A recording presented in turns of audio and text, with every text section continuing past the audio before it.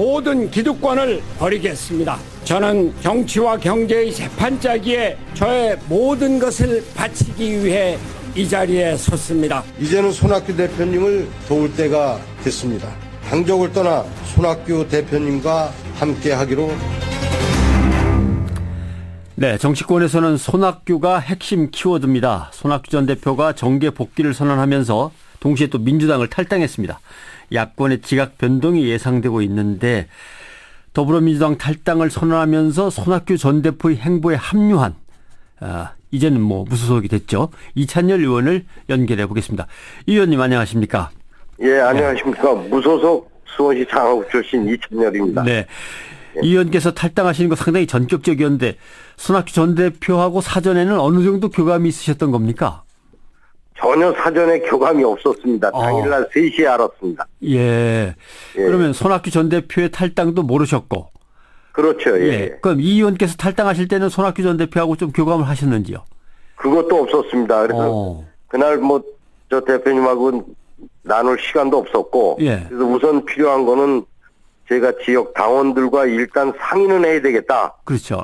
그런 차원에서 하루가 좀 늦어졌습니다. 그래서 당일날 저녁 7시에 수원 내려가서 주요 당직자들 한 20여 분과 이제 말씀을 나누고 결정을 지었습니다. 네.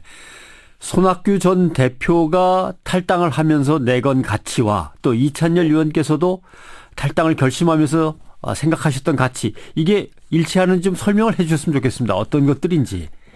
이거 결론적으로 말씀을 드리면은 손학규 대표께서도 나라의 틀을 바꾸겠다고 얘기하셨지 않습니까? 네. 그 정권 교체라는 건데 저도 정권 교체를 아주 손학규 대표 중심으로 해야 된다고 저는 생각을 합니다. 그래서 손학규 대표님과 같이 하기로 했습니다. 손학규 전 대표와 함께 해야만 정권 교체나 또는 나라의 틀을 바꾸는 헌법 개헌이나 이런 것들이 가능하다고 보시는 이유는 어떤 겁니까? 그거는 우리가 지난 대선 때 야권에서의 모든 힘을 합쳤는데도 불구하고 질래야 질 수 없는 선거에서 졌다고들 평가를 했지 않습니까? 예. 그러면 지금 상태에서 4.13 총선을 기준으로 해서 또 야권이 분열되어 있는 상태입니다. 그러면 이 분열되어 있는 야권을 한데 아우르고 또 중도 보수 쪽에 있는 분들을 모셔올 수 있는 분은 저는 손학규 대표뿐이라고 저는 생각을 합니다. 예.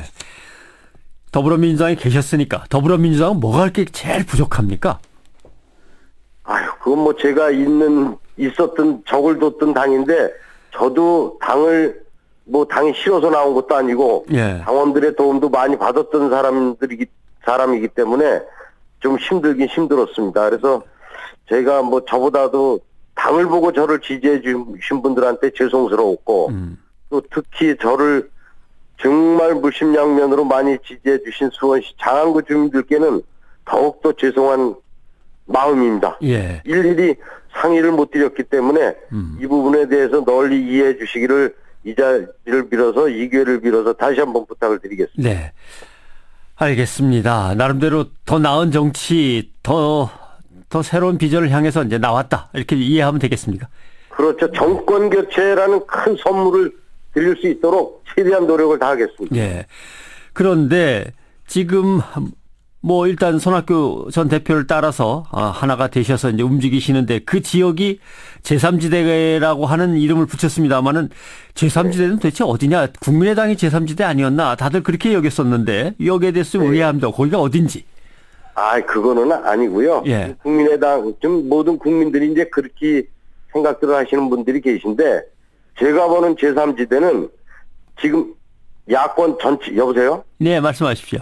예, 야권 전체는 물론이고 또 아까도 말씀드렸듯이 중도 보수 쪽에 있는 분들까지 다 세력을 모으는 것이 제3지대라고 저는 이렇게 생각을 합니다. 그 주체가 손학규 대표가 할 수 있고 손학규 대표가 되어야만 정권 교체가 저는 가능하다 이렇게 보는 겁니다. 혹시 손학규 전 대표를 중심으로 또 하나의 축으로 해서 안철수 의원이 어떻게든 합류가 되기를 기대하고는 계십니까? 당연히 그렇게 돼야 된다고 봅니다. 예. 혹시 반기문 총장도 기다리고 계신 겁니까? 그거는 손학규 대표님한테 다시 한번 여쭤봐야 되겠습니다. 아, 예, 알겠습니다. 예. 예. 글쎄, 안철수 대표는 국민의당의 상징 같은 인물인데 국민의당을 다 끌고 그리로 갈 것이냐, 국민의당에서 나와서 어떻게 안 대표가 손 대표와 합류를 할 수 있을 것이냐, 이건 참 어려워 보이는 문제 같습니다. 물론 어렵죠. 그런데 저는 이렇게 봅니다. 안철수 대표님이나 손학규 대표님이나 목표는 정권 교체라는 게 공동의 목표라고 저는 생각을 합니다. 그렇기 때문에 조금씩 양보하면 충분히 가능성이 있다고 저는 생각을 합니다. 예, 서로가 조금씩 양보하면 어느 정도는 교감을 이루신 다음에 이런 일이 벌어지는 겁니까? 전혀 아직 교감 같은 건 없는 겁니까? 아니 지금도 뭐 책 내용을 저는 다 읽어보지는 않았지만은 예.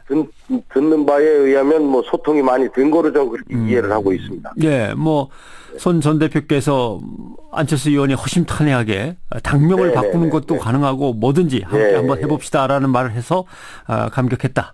뭐 그 부분이 들어있는 거 저도 봤습니다만, 예. 그거는 이제 목표가 같기 때문에 그런 얘기도 할 수 있으셨던 게 아닌가 이렇게 저는 봅니다. 예. 조금 더 난처한 질문일 수 있습니다만은 두 가지만 좀 여쭤보고 싶습니다. 첫째는 정치 세력화가 언제쯤이면 좀 구체적으로 모습을 드러내겠습니까? 손 전 대표를 중심으로 해서. 그거는 뭐 손 대표님께서도 정계 복귀하면서 말씀을 소처럼 천천히 걸어가겠다. 예. 이렇게 말씀을 하시지 않았습니까? 그러니까 조금 더 과정을 지켜봐 주시면 좋겠습니다. 예. 신당 창당을 생각하는 거라고 해석해도 되겠습니까? 그거는 뭐 아직 그것도 소처럼 걸어가서 때가 되면 신당이 창당이 될 수도 있고, 예, 아니면 여러 가지 다양성이 있는 거 아닙니까? 아니면 어디론가로 다시 들어갈 수도 있고라는 의미로 들리는데요. 근데 어디로 들어갈 수 있는 거는 전 아니라고 봅니다. 그건 아니다. 예. 제가 전자에 말씀드렸듯이 그 모든 제3지대 세력을 모을 수 있는 분은 손학규 대표의 역량이 가장 중요하지 않냐. 예. 그 역할을 충분히 해 주실 거라고 저는 이렇게 생각을 합니다. 이찬열 의원께서 보시기는 손학규 대표의 목표 지점이 어떤 정치 세력화를 한 다음에 거기에 리더입니까? 아니면 대권입니까? 저도 참, 대표님 뭐 기자회견에서도 뭐 대통령이 꼭 되겠다는 거는 아니다 그렇지만은 예. 제가 봤을 때는 손학규 대표님은 진정성이 있으신 분이기 때문에 둘 다 다라고 보는데 제 개인적인 생각으로는 이 나라를 바로 세우려면은 예. 모든 세력들을 아우르고 갈 수 있는 손학규 대표가 전 적임자라고 저는 생각을 합니다. 그렇게 하신다. 예. 그리고 더불어민주당에서 몇 명이나 더 이찬열 의원의 이런 뜻과 합류할 것 같습니까? 많은 분들이 그걸 저한테 여쭤보시는데. 그래요? 예. 국회의원들은 각자 헌법기관이고 본인들이 이제 정치적으로 합리적으로 판단을 하실 거라고 저는 생각을 합니다. 네. 예. 제일 어려운 문제는 물론 각자의 지역구가 있고 자기를 뽑아주는. 그럼요. 당연히 그렇죠. 그다음에 뭐 비례대표 같은 분들도 자기와 뜻을 같이 해서 자기를 끌어준 분들이 있을 테니까 쉬운 문제는 아닙니다만. 그렇죠. 예. 수원시 장안구 주민이 문자를 주셨는데 너무 갑작스럽게 탈당하셔갖고 당황했다라는 뜻인 것 같습니다. 당을 보고 투표한 주민들은 어떡합니까? 이찬열 의원을 보고 투표한 사람들이야 이찬열 의원이 따라가면 또 함께 따라갈 수도 있지만 당을 보고 투표한 주민들은 어떡합니까? 이렇게 물어보셨어요. 저는 그래서 아까도 말씀드렸지만은 그분들한테 가장 죄송스럽고 또 대표님이 좀 당적까지 내려놓는다는 거를 일찍 얘기를 해 주셨으면은 제가 사전에 좀 지역에서도 충분한 소통을 이루고 난 다음에 저도 대표님을 쫓아갔을 텐데 그럴 시간적인 여유가 없었습니다, 제가. 예. 이 기회에 다시 한번 죄송하다는 말씀을 드리고 하여튼 정권 교체라는 큰 선물을 드리도록 최선의 노력을 다하도록 하겠습니다. 네. 혹시 더불어민주당에 조금 폐가 되었다라고 생각한다면 김종인 비대위원장과의 어떤 연계 가능성이나 연대 가능성 이런 것도 있을 수 있는 겁니까? 충분히 저는 가능하다고 봅니다. 네. 왜냐하면 목표가 정권 교체이기 때문에 어느 분들하고도 같이 얘기할 수 있다고 저는 생각을 합니다. 알겠습니다. 정권 교체를 목표로 해서 좀 넓은 곳에 나가서 누구든 와서 함께 한번 만나보자라고 지금 판을 짜고 계신다. 이렇게 생각하면 되겠죠. 이건 뭐 야권 전체의 공동 목표고 일부 중도 보수 쪽에서도 강력하게 원하는 사항으로 저는 지금 판단을 하고 있습니다. 중도 보수도 끌어들일 수 있다. 그런데 제일 국민들 일각에서 걱정하는 것은 이게 결국 대선을 앞두고 야권이 분열하는 거고 이렇게 되면은 글쎄 이길 수 있겠냐 이거 이런 거도요. 일단 현재 기준이 지금 야권이 분열돼 있는 상태입니다. 지금이 지난 대선 때나 대선 때보다 4.13 총선을 기준으로 해서 야권이 국민의당하고 민주당하고 분열이 돼 있지 않습니까? 예. 이것 또한 이제 손학규 대표님이 하실 일이 통합을 해야 될 일이 가장 큰 급선무라고 저는 생각을 합니다. 결국 손학규 대표의 능력과 리더십에 기초해서 끝에 가서는 다 하나로 합쳐질 수 있다라고 믿고 계시는 거군요. 저는 확신을 하고 있습니다. 알겠습니다. 왜냐하면 목표가 정권 교체라는 공동의 목표를 갖고 있기 때문에 가능하다고 보는 겁니다. 예.